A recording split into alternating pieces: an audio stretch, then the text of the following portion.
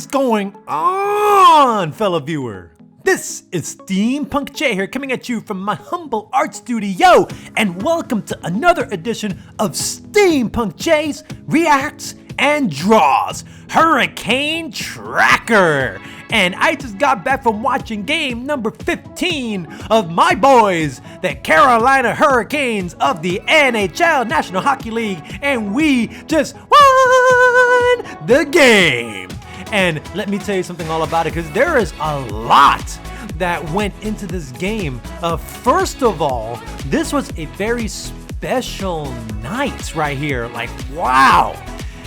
Okay, so first off, this game took place in the Carolinas. So we were playing this game on our home turf, and we were going up against our nemesis, the Chicago Blackhawks. And let me tell you this, I have made a mistake in my last video. Yes, that is a shocker. Steampunk J makes mistakes. Yes, I make plenty of mistakes, and I will continue to make mistakes in the future. But I remembered in the last video session that I said that a certain team, the Columbus Blue Jackets, were the team that cost us this winning streak, this 5-game winning streak, and it was instead the Chicago Blackhawks. So that was my mistake. So, but yes, we were going up against the team that cost us our put a stop to our winning streak a few games ago. And of course, the Columbus Blue Jackets just upped in won against us in a few games ago, and we just needed someone to go and kick someone's ass, you know.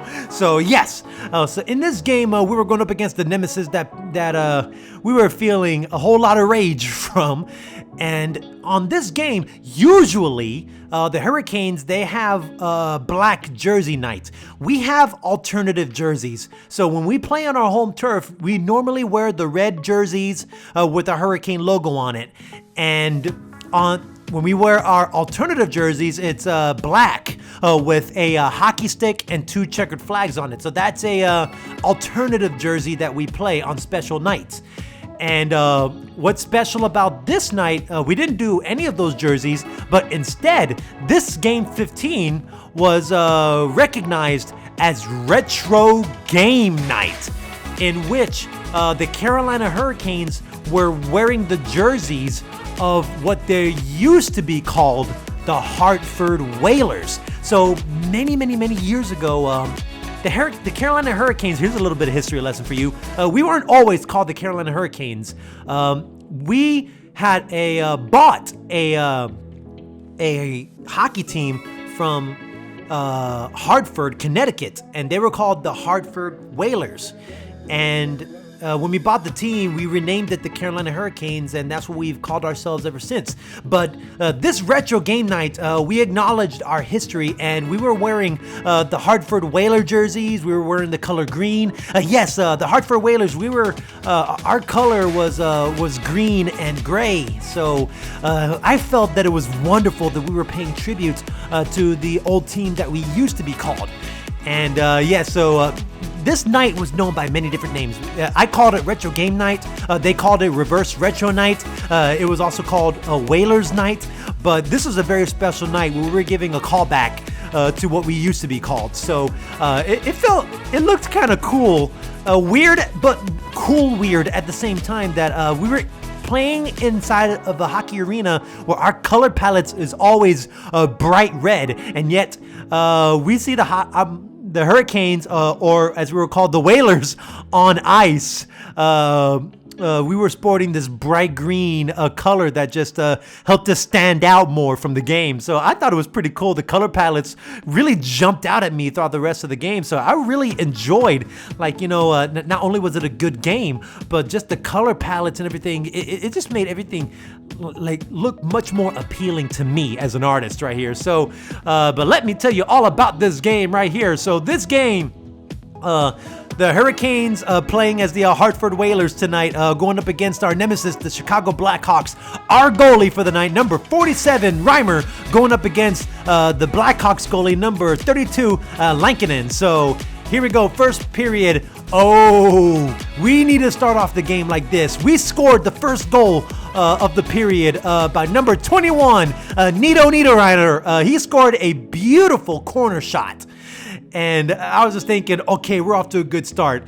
We didn't score any other goals until the second period. Second period, ooh, my goodness. It was a beautiful one-timer shot by Jake Bean. Jake Bean, number 24 for the Hurricanes, was attempting to score a goal, but he saw that the goal was blocked. All of a sudden, it just got covered by so many defenders, and so he makes a split decision to pass the puck to Vincent Trocheck, number 16 of the Hurricanes, and he scores a beautiful one-timer goal. Oh my God, it was so picture perfect. If I can just frame that moment right there and just put it up on a wall, I would gladly keep that moment forever. I enjoy one-timer goals. It was beautiful. Oh, so we were ahead 2-0 in the second period. And my goalie, number 47, Reimer, he's doing a great job in the period, stopping some really good scoring chances. We have my boy Spechnikov for the Hurricane. He almost does a one-timer goal like what we did with the last goal that we had, but it got stopped. And my boy Slavin, he shoots and hits the post. I mean, we were getting some really good scoring opportunities, but they weren't going through. And then the Blackhawks score a goal, but let me tell you how he scores the goal. The goal was scored by number 88, Patrick Kane, I guess. He does a backhand shot, like he does a spin move around one of the defenders, and with a backhanded position, he scores a backhanded shot and scores. I gotta say, backhanded shots, a lot of hockey players, they don't attempt that type of shots that often because it's like pretty uncommon. But if it lands in the net, then that is luck.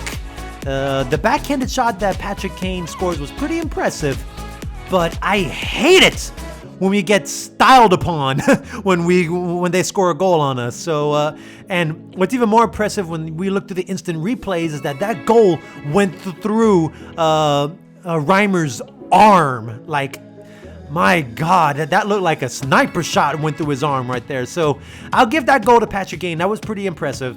And then, of course, when we have just seconds left, we had a delayed penalty on us. Well, we did something wrong, and we were going to get penalized if we touched the puck.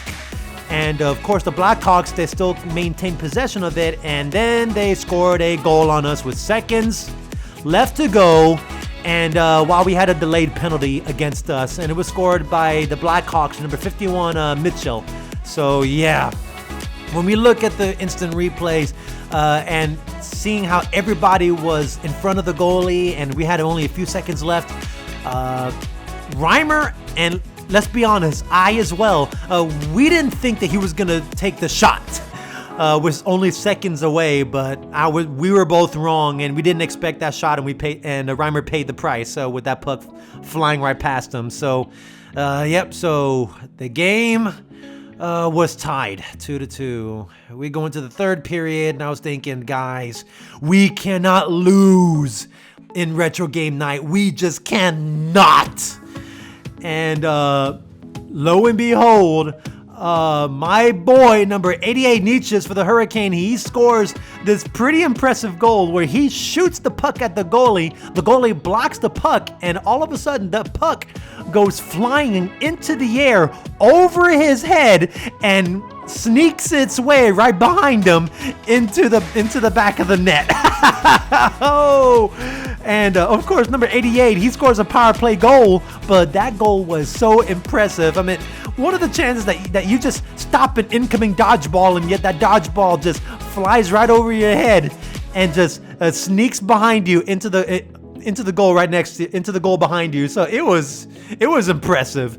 Oh my God! So number 88 for the Hurricanes. Yes, we're back in the lead, 3-2. Number 21, we have some really good scoring chances, especially with Nito Niederreiter and Nietzsche. They were attempting another goal, a one-timer goal, but it was blocked.